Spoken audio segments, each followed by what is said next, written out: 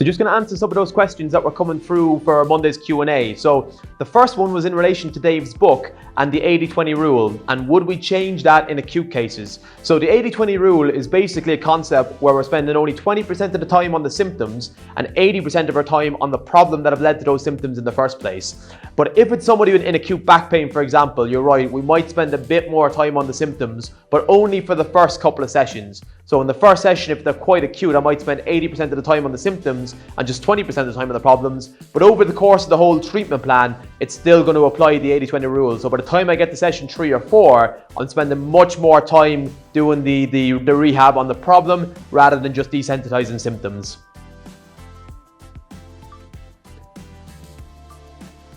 So another question that came through was, are we planning on doing an upper limb return to play course? And at the moment, unfortunately, no, that's not in the pipeline. So who knows going forwards, but we've got the lower limb return to play. All of the upper limb return to play, though, is taught on the mentorship program. So if you're interested in the upper limb return to play, get in touch. We do cover all of that on the mentorship program.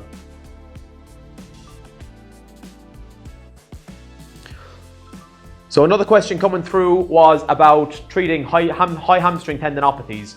So high hamstring tendinopathies, again, in my experience as well, can be quite tricky in terms of getting the pain to go away. But the big thing for these is figuring out what's caused that area to get overloaded in the first place. And using our assessment, so our objective assessment, we're going to figure out what's not doing its job that's led to that area getting overloaded. And then going back to our 80-20 rule, a lot of our treatment is actually going to be on those tissues. Again, it's going to be different for every patient. Obviously, it's going to depend on their history. We're going to have to relate it back to their story. But very often it's something like the distal hamstrings aren't doing enough, or the medial hamstrings very often aren't doing enough, and that biceps fem, say if somebody's sprinting, medial hamstrings aren't doing enough and biceps fem has to do way too much. So we need to figure out what's not doing its job. There's going to be 20% desensitizing that proximal hamstring, but actually 80% of my time is spent on the problem that's led to that proximal hamstring come on in the first place.